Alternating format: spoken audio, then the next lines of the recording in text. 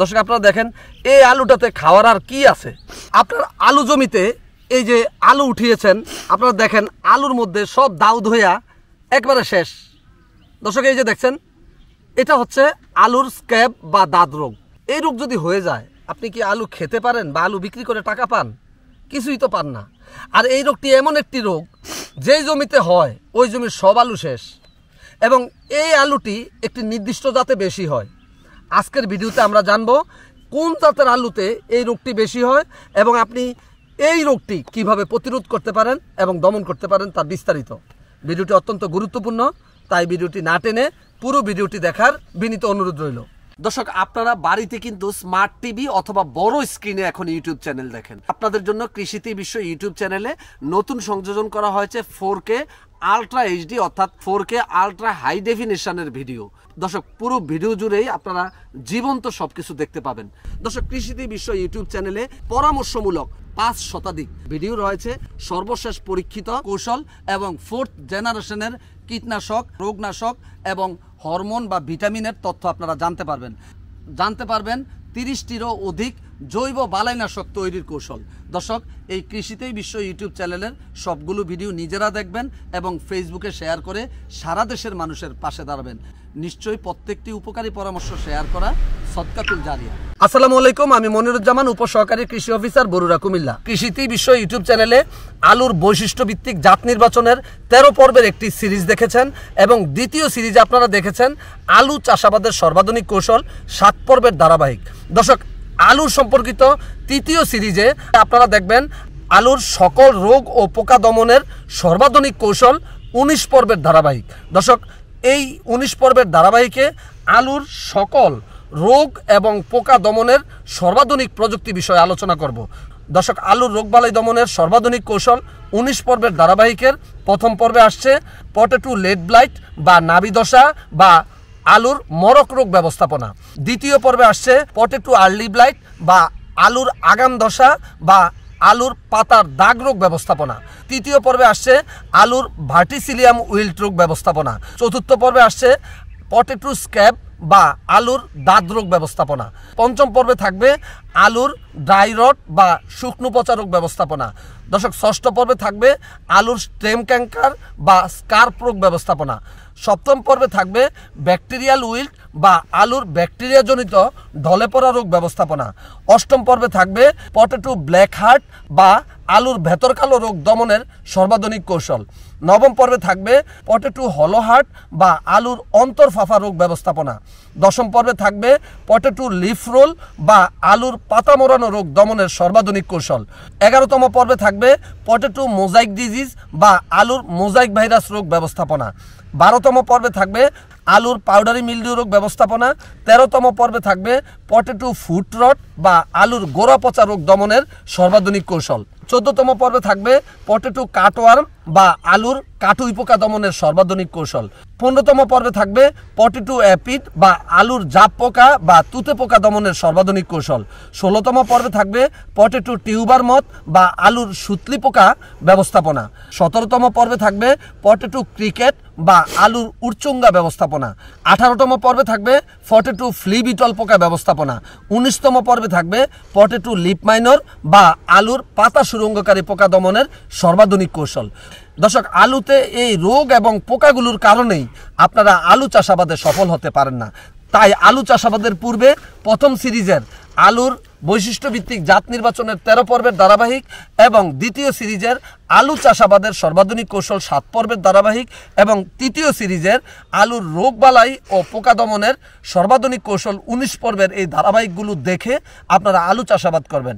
তাহলে আপনারা আলু চাষ করে ক্ষতির হাত থেকে রক্ষা পাবেন। দর্শক কথা বলছি কুমিল্লা জেলার বরুড়া উপজেলার লক্ষ্মীপুর ইউনিয়নের লক্ষ্মীপুর ব্লক থেকে। আমরা আছি রুজিনা বেগম নামের একজন আপার জমিতে। আপা আজকে আলু তুলেছে, কিন্তু এই আলু জমিতে আপনারা দেখতে পাচ্ছেন আলুগুলি সব দাঁত রোগ হয়ে একেবারে শেষ। আপা এই যে দাঁত রোগ, এটা কি আপনি এবারই দেখতে পেলেন না অন্যান্য বছরও হয়? অন্যান্য বছর হয়। এই দাঁত রোগ হইলে এই আলু কি বিক্রি করতে পারেন? বিক্রি করা যায় না। খেতে পারেন? খাওয়া যায় না। খাওয়াও যায় না। গরুরে খাওয়ায়। আপনার এই আলুর জাতটা কি? ডায়মন্ড। ডায়মন্ড আলু। তো এই যে গত বছরও কি ডায়মন্ড করছেন? গতবারও ডায়মন্ড করছে। এই ডায়মন্ডের মধ্যে এই রোগ হয়েছে? এই রোগ হয়েছে। আবার এই বছরও ডায়মন্ড। ডায়মন্ড। তাহলে এই ডায়মন্ড কি আর করবেন? না আর করতাম এই না। ডায়মন্ড তো আর করবেন না, ভালো কোনো বীজ পাইলে আর করতাম না, আলুই করতাম না। আলুই করবেন না? না। না, আপনি আলু করতে পারবেন। একটা জাত আছে আলু দেখতে ডায়মন্ডের মতো, বাজারে উঠাইলে সবাই বলবে ডায়মন্ড, কিন্তু ওইটাতে কোনো স্ক্যাব রোগ হবে না। তাহলে ওই জাতটা করবেন না? ভালো জাত পাইলে তো করবেন। দর্শক, আপনারা জানলেন এই যে রুজিনাপা এই ডায়মন্ড জাতের আলু করে প্রতি বছর ক্ষতিগ্রস্ত হয়, এই দাঁত রোগ হয়ে যায়। আজকের ভিডিওতে আমরা জানাবো এই ডায়মন্ডের মতো ফলন ডায়মন্ডের ডাবল কিন্তু স্ক্যাব রোগ হবে না এমন একটি জাত সম্পর্কে, এবং আপনি ডায়মন্ড জাতেও এই রোগটি কিভাবে প্রতিরোধ বা প্রতিকার করতে পারেন সেই বিষয়ে বিস্তারিত তথ্য আজকে থাকছে চতুর্থ পর্ব। চলুন দর্শক, আমরা প্রথমেই জেনে নেই আলুর স্ক্যাব বা দাঁত রোগের কারণ। দর্শক, স্ট্রেপ্টোমাইসিন স্ক্যাবিজ নামক এক ধরনের ছত্রাকের আক্রমণে এই আলুর স্ক্যাব বা দাঁত রোগ হয়ে থাকে। দর্শক, আপনারা যারা জমিতে ইউরিয়া সার বেশি দেন এবং আপনার জমিতে যদি বোরনের ঘাটতি থাকে, তাহলে কিন্তু আপনার এই জমিতে এই স্ক্যাব বা দাঁত রোগ হবে। দর্শক, জমিতে যদি সেচের তারতম্য হয়, অর্থাৎ আপনার জমিতে যদি পানি থাকলেও পানি দেন, আবার জমি অনেক শুকিয়ে রয়েছে পানি নাই, এরকম সেচের তারতম্যের কারণেও এই স্ক্যাব বা দাঁত রোগের সূচনা হয়। আলু উঠানোর আগে যদি আপনার জমিতে বেশি রস থাকে, তাহলে কিন্তু আপনার এই জমিতে এই স্ক্যাব বা দাঁত রোগ বেশি হবে। দর্শক, এই আলুর স্ক্যাব বা দাঁত রোগ নিয়ে সারা বাংলাদেশের কৃষকরাই কিন্তু হতাশাগ্রস্ত এবং দুর্দশাগ্রস্ত এবং উদ্বিগ্ন, কারণ কোনো মতেই এই স্ক্যাব বা দাঁত রোগ দমন হয় না। সম্প্রতি কৃষি গবেষণা ইনস্টিটিউট 21টি ট্রিটমেন্ট প্লট করে তারা এই স্ক্যাব রোগের উপরে বিশেষ গবেষণা চালিয়েও এই রোগটি দমন কষ্টসাধ্য হয়ে যাচ্ছে। কিন্তু যারা এই ডায়মন্ড জাতের আলু চাষ করবে, তারা কিন্তু এই রোগটি কোনো রকমেই প্রতিরোধ করতে পারছে না। চলুন দর্শক, আমরা এখন জেনে নেই এই স্ক্যাব বা দাঁত রোগের লক্ষণ। দর্শক, হালকা দাঁত হলে আলু বা টিউবারের উপরে এরকম উঁচু উঁচু এবং ভাসা ভাসা বিভিন্ন আকারের বাদামি দাগ দেখতে পাবেন। এই যে উঁচু উঁচু ভাসা ভাসা বিভিন্ন রকমের যে দাঁত রোগের যে লক্ষণ দেখতে পাচ্ছেন, এটাই হচ্ছে স্ক্যাব বা দাঁত রোগ। দর্শক, যখন আক্রমণ বেশি হবে তখন এই পুরো আলুই এইভাবে ক্ষতিগ্রস্ত হয়ে যাবে। দর্শক, আপনারা দেখেন এই আলুটাতে খাওয়ার আর কি আছে, সম্পূর্ণ ধ্বংস। অর্থাৎ এটাই হচ্ছে এই স্ক্যাব বা দাঁত রোগের সিভিয়ার অ্যাটাক। দর্শক, এই রোগের আক্রমণ আলুর ত্বকেই দেখা যায়, অর্থাৎ এর ভিতরে কোনো এই রোগের আক্রমণ হয় না, এবং ভিতরের আলু কিন্তু ভালোই থাকে। কিন্তু যখন ত্বক এরকম থাকে, এই আলু তো বাজারে বিক্রি করাও যায় না, সম্পূর্ণ আলু ফেলে দিতে হয়। চলুন দর্শক, আমরা এখন জেনে নেই এই স্ক্যাব বা দাঁত রোগ প্রতিরোধে আপনি কি করবেন।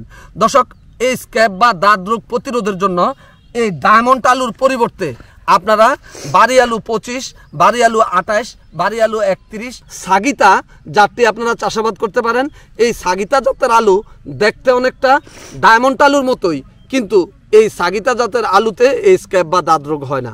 বাড়ি আলু 34, বাড়ি আলু 41, বাড়ি আলু 48, বাড়ি আলু 50, বাড়ি আলু 53, বাড়ি আলু 56 এবং বাড়ি আলু 57 এই জাতগুলো চাষাবাদ করতে পারেন, কারণ এই জাতে এই স্ক্যাব বা দাঁত রোগ হয় না। দর্শক, যে জমিতে গম বা ডাল জাতীয় ফসল চাষাবাদ হয়েছে, এই জমিতে যদি আপনি আলু চাষ করেন, তাহলেও কিন্তু এই স্ক্যাব বা দাঁত রোগের আক্রমণ কমে যাবে। একই জমিতে বারবার আলু চাষাবাদ না করা, দিনের বেশিরভাগ সময় ছায়া পড়ে এমন জায়গায় আপনারা আলু চাষাবাদ করতে যাবেন না। পরিমিত সেচ ও নিকাশের ব্যবস্থা আছে এরকম জমিতে পর্যাপ্ত জৈব সার দিয়ে আপনারা আলু চাষাবাদ করবেন।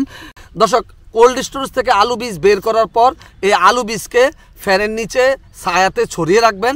তারপর অঙ্কুর গজানোর পূর্বেই যদি আপনারা 3% বোরিক অ্যাসিড স্প্রে করেন, তাহলে কিন্তু আপনার স্ক্যাব বা দাঁত রোগ প্রতিরোধ হয়ে যাবে। বীজ বপনের পূর্বে আপনারা প্রাকৃতিক জৈব অণুজীবনাশক 6% AS গ্রুপের জৈব ছত্রাকনাশক দিয়ে বীজ ও মাটি শোধন করতে পারেন। যেমন রয়েছে ইস্পাহানির বায়োমাইসিন 6% AS, এটা প্রতি লিটার পানিতে 1 মিলি হারে আপনারা এই বীজের উপরে স্প্রে করতে পারেন, অথবা রুসোলাইপিএমের ডাইনামিক 5 গ্রাম 5 মিলি পানি একত্র করে মিশিয়ে আপনারা যদি এই কাটা বীজকে মেখে দেন, তাহলে কিন্তু এই রোগটি প্রতিরোধ হবে। এছাড়াও জেংবাং এগ্রিকালচারের অলিগোমাইসিন 10 WP 2 গ্রাম পার লিটার হারে যদি কাটা আলুতে স্প্রে করেন, তাহলে কিন্তু এই রোগটি প্রতিরোধ হবে। এছাড়াও রয়েছে নেটিভ ক্রপ কেয়ারের ডার্মা প্লাস প্রতি লিটার পানিতে 15 গ্রাম হারে মিশিয়ে কাটা আলুতে আপনারা স্প্রে করতে পারেন। এছাড়াও টাইকোডার্মা গ্রুপের ইস্পাহানির বায়োডার্মা বা বায়োডার্মা সলিড প্রতি কেজি বীজের সাথে 5 গ্রাম হারে আপনারা স্প্রে করতে পারেন, অথবা রয়েছে টিবিএস এগ্রোর টাইকো পিবি, এটা প্রতি কেজি বীজের সাথে 10 গ্রাম হারে স্প্রে করতে পারেন। রয়েছে টাইকো এল, এটা প্রতি কেজি বীজের সাথে 5 মিলি হারে স্প্রে করে আপনারা বীজ শোধন করতে পারেন। দর্শক, এছাড়াও কার্বক্সিন ও থিরাম কম্বিনেশন গ্রুপের ছত্রাকনাশক প্রোবেক্স অথবা কার্বেন্ডাজিম গ্রুপের ছত্রাকনাশক নুইন বা বেন্ডাজিম বা অটোস্টিন বা এমকোজিম বা গোল্ডাজিম এর যে কোনো একটি প্রতি লিটার পানিতে 2.5 থেকে 3 গ্রাম হারে মিশিয়ে আপনারা এই কাটা আলুর উপরে স্প্রে করবেন এবং আলুকে ছায়াতে ছড়িয়ে রাখবেন। যখন আলুর কাটার স্থানে পলেপ পড়বে তখন আপনারা নিয়ে এই আলু রোপণ করবেন। এবং আলু লাগানোর সময় জমিতে সর্বশেষ চাষের পূর্বে প্রতি হেক্টরে অর্থাৎ 247 শতকে 20 থেকে 25 কেজি হারে স্ট্যাপল ব্লিচিং পাউডার প্রয়োগ করতে হবে এবং এই ব্লিচিং পাউডার প্রয়োগের 8 থেকে 10 দিন পর আপনারা জমিতে আলু রোপণ করবেন। শতাংশ প্রতি 4 কেজি হারে ডলচুন, 15 কেজি মুরগির বিষ্ঠা, 1 কেজি সরিষার খৈল গুঁড়া ও 1 কেজি নিম খৈল দিয়ে যদি আপনারা জমি চাষাবাদ করেন তাহলে আপনাদের এই স্ক্যাব বা দাঁত রোগ প্রতিরোধ হয়ে যাবে। দর্শক, এই ডলচুন আপনারা একবার জমিতে প্রয়োগ করলে পরবর্তী 3 বছর আর প্রয়োগ করতে হবে না, তাহলে জমির মাটি শোধন হবে, আপনার এই রোগটি প্রতিরোধ হবে। দর্শক, বীজ আলু চাষের পূর্বে যদি আপনি জমিতে ধইঞ্চা, শন, বরবটি এগুলো বীজ বপন করে যদি গাছগুলো 2 থেকে 3 ফুট হলে ফুল আসার আগে যদি চাষ দিয়ে মাটিতে মিশিয়ে দিয়ে অর্থাৎ সবুজ সার দেন তাহলে কিন্তু এই স্ক্যাব বা দাঁত রোগের আক্রমণ কমবে। দর্শক, জমিতে হেক্টর প্রতি 247 শতকে যদি আপনারা 120 কেজি জিপসাম সার প্রয়োগ করেন এবং 3.5 থেকে 4 কেজি অটোর সলুবর বোরন বা সিনজেন্টার বিঙ্গু বোরন প্রয়োগ করেন এবং ইউরিয়া সহ সুষম মাত্রায় সকল সার ব্যবহার করতে হবে, তাহলে কিন্তু এই স্ক্যাব বা দাঁত রোগ প্রতিরোধ হয়ে যাবে। এবং আলু লাগানোর সময় জৈব সারের সাথে ইস্পাহানির বায়োডার্মা সলিড 100 গ্রাম পার শতক, হ্যাকেমের টাইকোস্ট 200 গ্রাম পার শতক, এসিআই এর বাম্পার টাইকো 100 গ্রাম পার শতক, টিবিএস এগ্রো টাইকো পিবি 150 গ্রাম পার শতক হারে আপনারা জমি চাষাবাদ করেন তাহলে এই রোগের আক্রমণ কমবে। এছাড়াও গ্রীষ্মকালে কয়েকবার জমি চাষ করে প্রখর রোদ্রে কয়েকদিন রোদে শুকিয়ে নিলে এই জীবাণু ধ্বংস হয়। দর্শক, সোলারাইজেশন পদ্ধতি অর্থাৎ মাটিকে ভেজা কাদাময় করে তার উপর স্বচ্ছ 10 মিলিমিটারের পলিথিন দিয়ে 4 সপ্তাহ অর্থাৎ 1 মাস ঢেকে রেখেও মাটি শোধন করে আলু চাষাবাদ করতে পারেন। এক্ষেত্রে মাটির তাপমাত্রা বেড়ে গিয়ে 50 ডিগ্রি সেলসিয়াস পর্যন্ত পৌঁছায়, ফলে মাটি সহ রোগ জীবাণু, কৃমি, ছত্রাক সহজেই মারা যায়। তবে পলিথিনে যেন কোনো ফুটা না থাকে। এই পদ্ধতিতে মাটি পুরোপুরি জীবাণুমুক্ত হবে না, তবে অনেকাংশই এই রোগটি প্রতিরোধ হয়ে যাবে। বছরে 2 বার আপনি যদি একটি জমিতে এইভাবে সোলারাইজেশন পদ্ধতিতে মাটি শোধন করেন তাহলে এই রোগটির প্রকোপ কমবে। একবার সেপ্টেম্বর অক্টোবরে এবং আরেকবার এপ্রিল মে মাসে আপনারা এই সোলারাইজেশন পদ্ধতিতে মাটি শোধন করতে পারেন। তবে এপ্রিল মে মাসে যদি আপনারা সোলারাইজেশন পদ্ধতিতে মাটি শোধন করেন তাহলে সেটাই হয় সবচেয়ে বেশি কার্যকর। দর্শক, এছাড়াও জমিতে আলু লাগানোর পূর্বে জমিতে খড় বা নাড়া বিছিয়ে যদি আপনারা পুড়িয়ে ফেলেন তাহলে কিন্তু মাটি শোধন হয়ে যাবে, আপনার এই রোগটি প্রতিরোধ হবে। দর্শক, গাছের পরিত্যক্ত অংশ, আগাছা এগুলো অবশ্যই ধ্বংস করবেন এবং আলুতে সময় মতো সেচ প্রয়োগ নিশ্চিত করবেন। টিউবার ধরনের সময় অর্থাৎ 35 থেকে 55 দিন পর্যন্ত পর্যাপ্ত সেচের ব্যবস্থা করতে হবে। দর্শক, আলু গাছের বয়স যখন 70 দিন হবে তখনই কিন্তু আপনি এই আলু খেতে সেচ দেওয়া বন্ধ করে দিবেন, তাহলে আপনার এই স্ক্যাব বা দাঁত রোগের আক্রমণ কমে আসবে।